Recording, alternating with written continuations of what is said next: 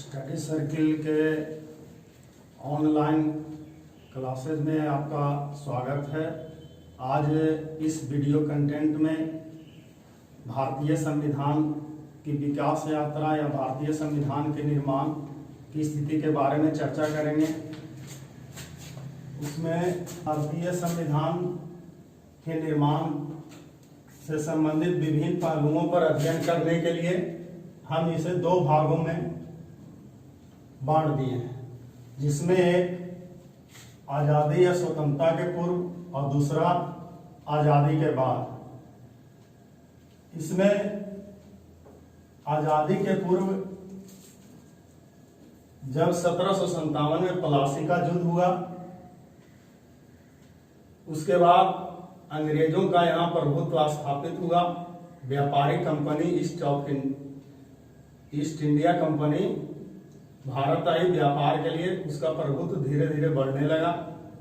प्लासी के युद्ध के बाद आंशिक व्यापार शुरू करने के बाद उसका प्रभुत्व बक्सर का युद्ध जो 1764 में हुआ था, उसके द्वारा पूर्ण प्रभुत्व भारत में स्थापित हुआ। इसके बाद भारत में संवैधानिक गतिविधियों के विकास के लिए एक रेगुलेटिंग एक्ट आया 1773 में। यह भारत में संविधान निर्माण की प्रारंभिक चरण के तौर पर इसको देख सकते हैं, जिसके तहत इसके द्वारा बंगाल में कलकत्ता में एक सुप्रीम कोर्ट की स्थापना की गई और रेगुलेटिंग एक्ट के तहत भारत के जो दो प्रेसिडेंसी थे, मद्रास और बम्बई, उसको कलकत्ता प्रेसिडेंसी के अधीन कर दिया गया रेगुलेटिंग एक्ट के तहत। रेगुलेटिंग एक्ट के द्वारा ही कलकत्ता में जो सुप्रीम कोर्ट की स्थापना की गई, उसके प्रथम मुख्य न्यायाधीश सर एलिजा एमपी को बनाया गया। इसके बाद रेगुलेटिंग एक्ट के द्वारा गवर्नर जनरल का पद सृजन किया गया, जिसके तहत वारेन हेस्टिंग को बंगाल का पहला गवर्नर जनरल बनाया गया। इसके बाद रेगुलेटिंग एक्ट की खामियों को दूर करने के लिए एक्ट ऑफ सेटलमेंट एक्ट आया 1781 में। इसमें कुछ वैसा ज्यादा महत्वपूर्ण सवाल न एग्जाम प्रतियोगी परीक्षा में भी नहीं पूछे जाते हैं। इसके बाद पिट्स इंडिया एक्ट आया 1784 में, जो ब्रिटेन के तत्कालीन प्रधानमंत्री विलियम पिट के द्वारा तैयार किया गया था।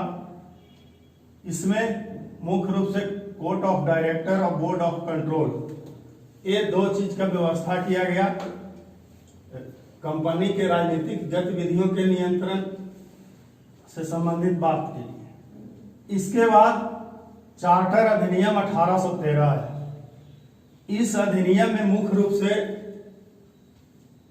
भारत में ईसाई मिशनरियों के धर्म प्रसार की अनुमति दी गई और दूसरी ओर इसी के तहत भारतीयों के लिए प्रतिवर्ष शिक्षा पर 1 लाख रुपया वार्षिक खर्च करने का अनुमति दी है। अब इसके बाद चार्टर अधिनियम 1833 में आया, जो बंगाल का गवर्नर जनरल था उसको भारत का गवर्नर जनरल बना दिया गया और इसी के तहत लॉर्ड विलियम बेंटिंग भारत के प्रथम गवर्नर जनरल बने, जो 1828 से 1835 तक। इसी समय गवर्नर जनरल में सदस्यों की संख्या एक और बढ़ा दी गई, जिसमें एक विधि आयोग लाया गया, जिसमें लॉर्ड मैकाले की नियुक्ति की गई थी और वो लॉर्ड मैकाले उसके पहले सदस्य थे। इसके बाद चार्टर अधिनियम 1853 आया, जिसमें भारत में पहली बार प्रतियोगी परीक्षा के लिए व्यवस्था की गई। प्रतियोगी परीक्षाओं के माध्यम से ही कंपनी के कर्मचारियों को भर्ती लेना प्रारंभ किया गया। इसके बाद भारत शासन अधिनियम 1858, तो इसमें 1857 की क्रांति के बाद उत्पन्न परिस्थिति और उसको सुलझाने के लिए इसमें बहुत कुछ प्रावधान थे। लेकिन ये भारत शासन अधिनियम 1861 जो है, तो इसमें मुख्य रूप से विभागीय प्रणाली, पोर्टफोलियो व्यवस्था, मंत्रिमंडल प्रणाली की शुरुआत कहा जा सकता है।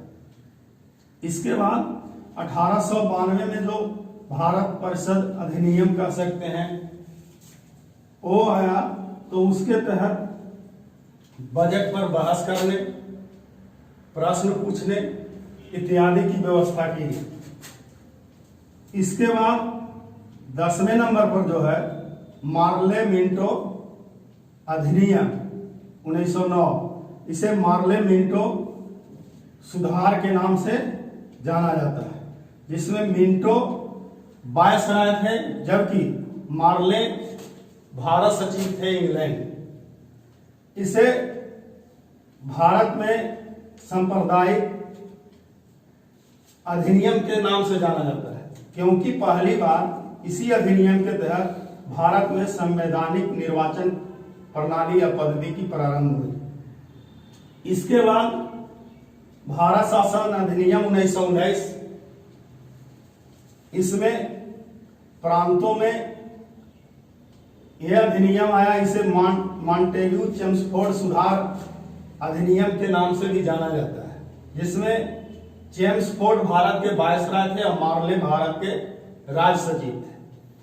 इसके तहत पहली बार प्रांतों में द्वैत शासन प्रणाली की व्यवस्था की गई। इसी के तहत पहली बार लोक सेवा आयोग का गठन किया गया, जो ली कमीशन के आधार पर था। इसी अधिनियम के तहत भारत में पहली बार महिलाओं को वोट देने का अधिकार भी दिया गया। इसी अधिनियम के दौरान भारत में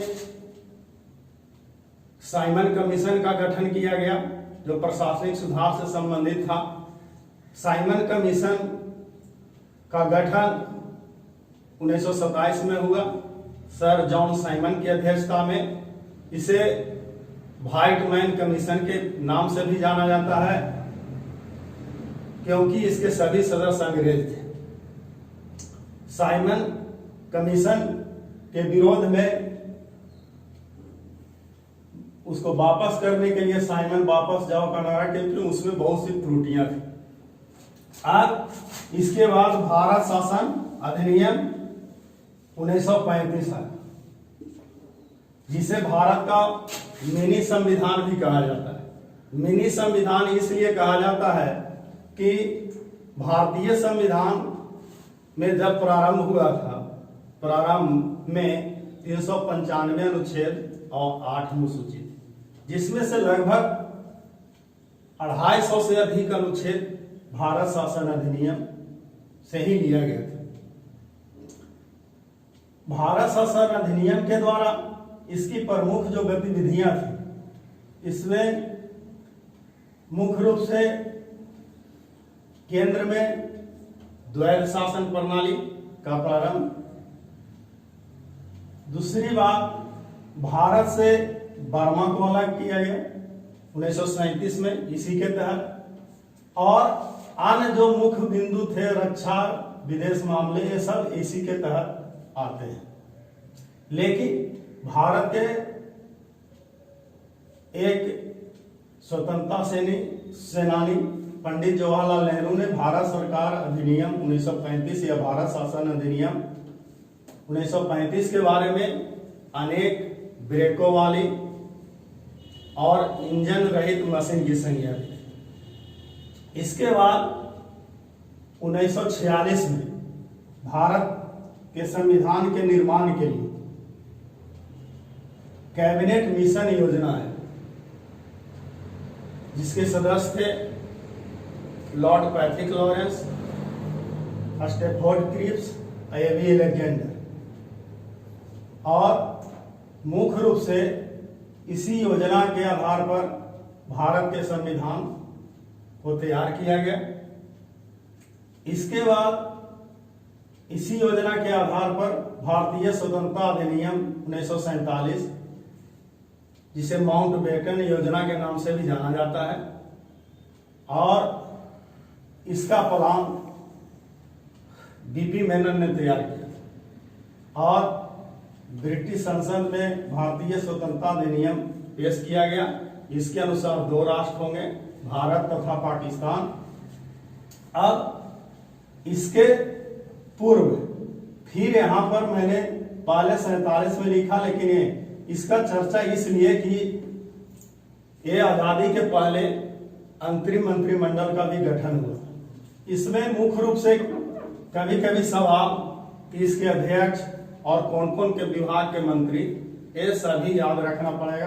तो अंतरिम मंत्रिमंडल का गठन 2 सितंबर 1946 को हुआ था, जिसके अध्यक्ष पंडित जवाहरलाल नेहरू थे। अब इसमें है कि जैसे विदेश मंत्री जवाहरलाल नेहरू, खाद्य एवं कृषि डॉक्टर राजेंद्र प्रसाद, संचार मंत्री अब्दुल रब नस्तर, रेलवे अरुणा असफ अली, वित्त मंत्री लियाकत अली। ठीक इसी प्रकार अन्य भी और भी मंत्री जैसे, लेकिन कभी रक्षा मंत्री बलदेव सिंह। इस प्रकार से कभी उसमें जो महत्वपूर्ण विभाग हैं उससे संबंधित सवाल प्रतियोगी परीक्षाओं में आता है। इसी कड़ी में आगे आजादी के बाद संविधान सभा के लिए चुनाव जुलाई 1946 में हुआ। उसके बाद संविधान सभा का पुनर्गठन किया गया 31 अक्टूबर 1947 को। इसमें सदस्यों की कुल संख्या 299 थी, जिसमें अब इसके बाद संविधान का जो निर्माण हुआ उसमें उस पर चर्चा करेंगे। और इसके निर्माण में 2 वर्ष 11 महीना 18 दिन लगा। अब इसके प्रारूप पर 118 दिन बहस हुआ। आज इतना ही। अगली वीडियो में इसके बाद इस पर हम चर्चा करेंगे। Thank you.